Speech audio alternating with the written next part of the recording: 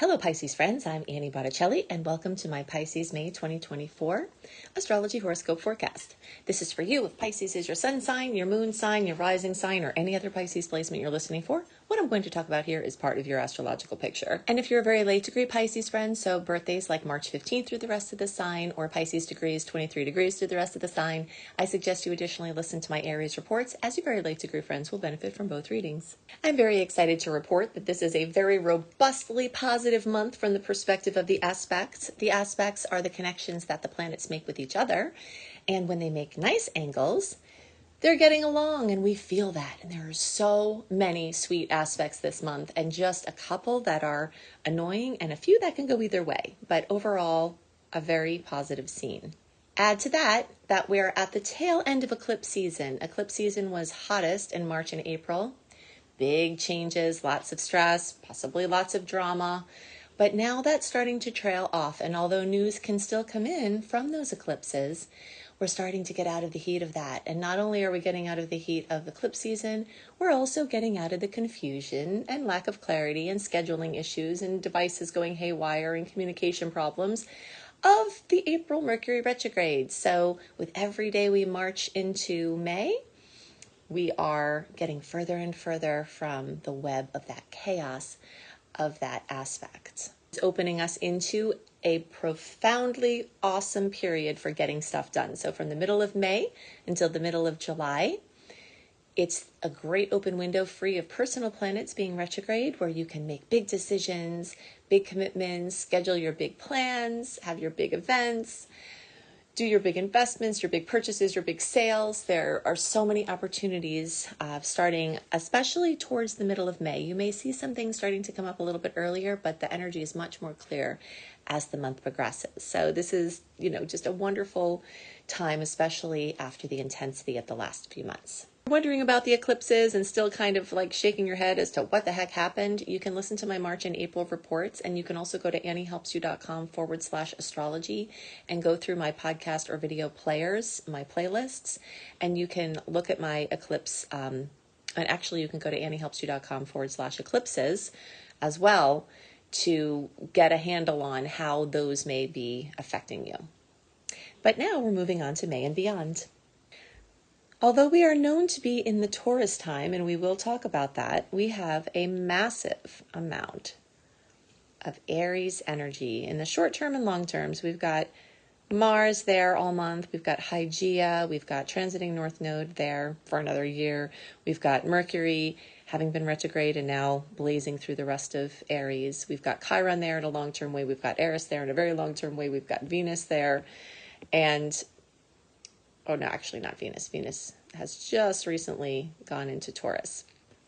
But all of this Aries energy is fiery, it's active, it's rambunctious, it's ready to do stuff. And we had so much Aries energy in the time of the retrograde that you might have been rumping and bumping around, not knowing what to do.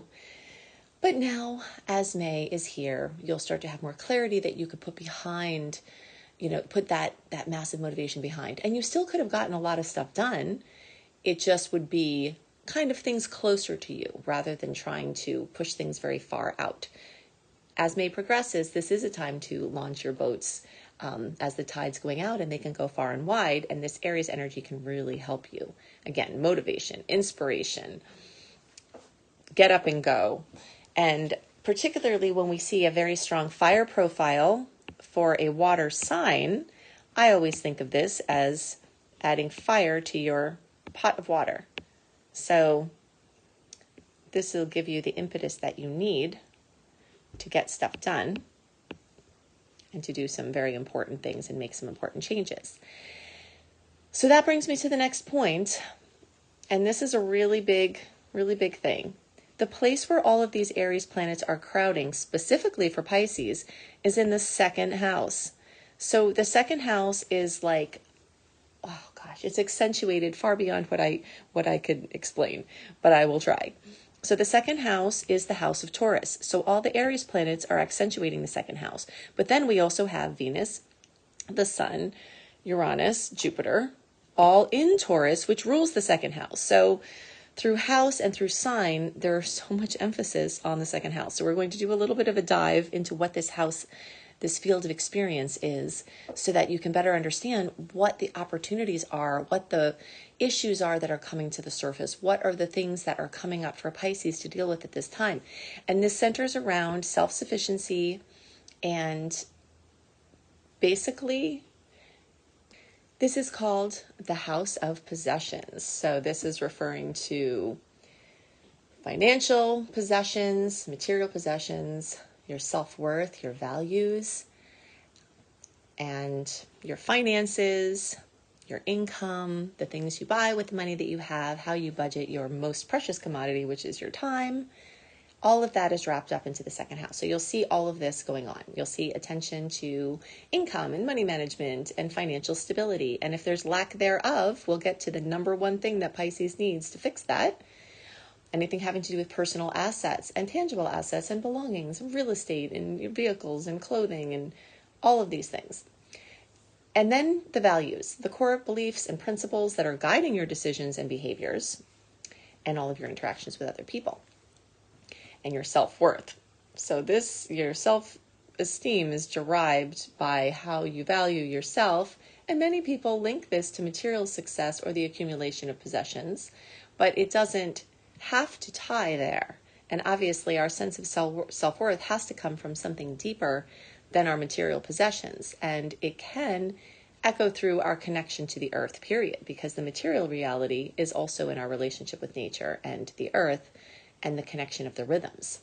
This can also have talents and skills, all types of security, your spending habits, your material desires, things like that. So if you are doing well financially, fantastic. These transits may bring you more money. If you're struggling, and no matter what astrologers say that you have potentials, because these potentials have been in your chart long-term and short-term for a while, but you're not seeming to manifest it, the number one thing you need is confidence. And this is something, it sounds simple, but it actually is at the core of everything. If you think about the person that walks into the job interview and they, of course, are going to get it. You know, that person that is trying to make the sale and they, of course, get the sale. You know, anything having to do with business, anything having to do with employment, raises, getting the better, positions within work. Even having the friendships and the relationships. Confidence is a key player in the things that we are connected to with the second house and beyond. So your opportunity here is to let any feelings of insufficiency on any level surface. And instead of trying to stuff them down or engage in avoidance mechanisms, you can confront them head on and do something about it. So inner work is always fantastic. There are countless ways you can do inner work for your financial consciousness. I've definitely named a few over time. Something that I often don't name is a free thing that I have for you. It's a whole program called Unleash Your Money Magnet, which you can go to lumelife.com, L-U-M-E life.com, and then scroll through all the classes till you see Unleash Your Money Magnet. It's totally free. You don't have to sign up for anything in order to access it. It's just my gift to you to help you shift your money consciousness. So basically what we're going for at this time, if you want to up your money game, up your financial game, up your security, is to do what you need to do to get confidence. And people can go about this in different ways. The inner work is helpful. Education is another way that may help you be more confident. And in my mind, being an educator of kids and adults and being perpetually a student and a teacher myself for so long, I can definitely see that people will chase after degrees or letters after their name in order to get the confidence they need to present what they want to in their line of work. But you may not need the degree. You just need the confidence that you would get from the degree. So if you need the degree to get the confidence, then that's what you need to do. If you can go about it a different way, then that's what you need to do. But the number one thing that Pisces needs is to figure out how to develop your financial consciousness that's based in your confidence. And this is going to change everything for you, because often people with Pisces placements feel like they're standing at the shore in the sand with the waves lapping over their feet, which are ruled by Pisces, and their feet are sinking deeper into the sand. And they don't have a solid leg to stand on, basically. And very often this registers through a financial experience of money constantly dissolving away, or, a chaotic or diffuse center, so basically not having a solid center and a solid certainty. So whatever you have to need to build your confidence is going to be the best thing in general for you, but the way to make the most of what the planets are doing right now. Okay, so the 3 stars, zodiac stars this month, are Aries. We talked about that. Taurus, we talked about that. And Gemini. So the Taurus placements light up the Gemini 3rd house for Pisces, plus planets will be moving into Gemini from Taurus as the month progresses, including, very big news alert, Jupiter. Jupiter changes sign about every year, and this May 2024 is the time where it's moving from Taurus to Gemini. So we're going to talk a little bit about the Gemini energy that's being accentuated through the Taurus placements through your 3rd house, plus the Gemini energy that's coming from Jupiter and the other planets moving into this sign. There will be a marked progression throughout the month of the rambunctiousness of Aries, the stability and persistence of Taurus, and then the scatteredness of Gemini. So you'll kind of wash through these layers throughout the month. And by the end of the month, the restlessness will be off the charts. The Aries may make it that way already, but it'll go up to a whole new level with the Gemini. So the need to travel, the need to move, the need to physically move your body, the need to communicate with others. And this 3rd house and the energy of Gemini is all about communication. So writing, speaking, your interpersonal relationships, if you speak through art or whatever your medium is, this is a time to basically step deeper into your self-expression. And it could have a lot to do with driving all over the place. You may notice that you start to get really busy. You're driving here, you're driving there. There could be long distance trips coming as well, but a lot of it could just be local, where you're entering a time that's very, very, very, very busy, physically busy, mentally busy, chattiness, a lot of connections with other people. Now, specifically, let's talk about Jupiter moving in to Gemini, and then, of course, these other planets moving into Gemini in a short-term way. So there's a short-term and a long-term focus on the 4th house. So the 4th house is the house of home and family. Jupiter crossing over the cusp like that is also going to put many Pisces people at a crossroads.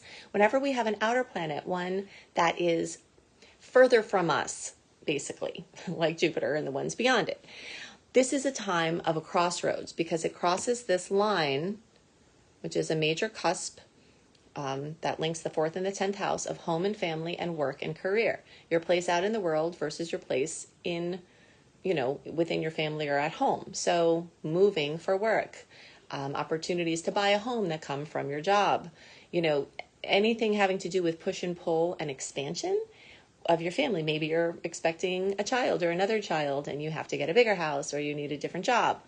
All of these things illustrate the type of push and pull that are happening, but it can manifest in any way that makes sense for your circumstances. If you have roommates, you could have more roommates or better roommates. If you have a house, you might get a second one, or start bilocating, or become a digital nomad.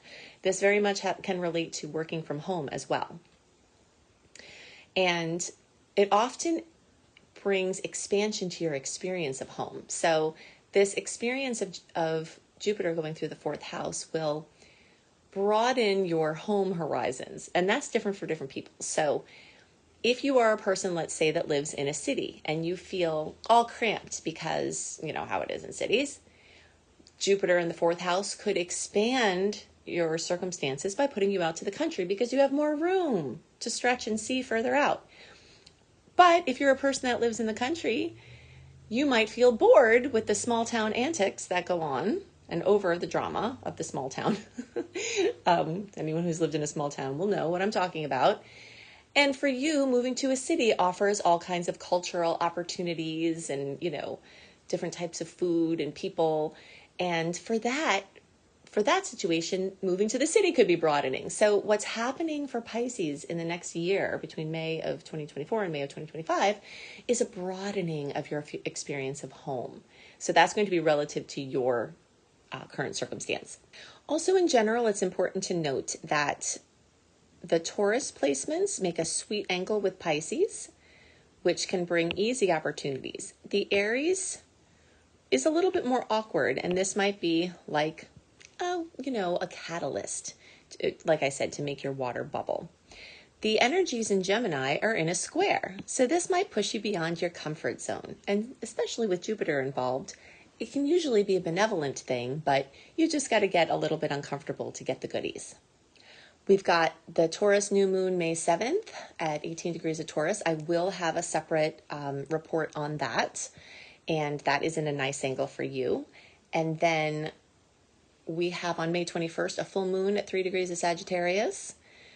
Embarking on a learning journey, planning your next big adventure, reflecting on your personal beliefs and philosophies. I will also have a video out on that, or a podcast, both out on that closer to the time, but I just wanted to give you the date so you have it for your planning purposes.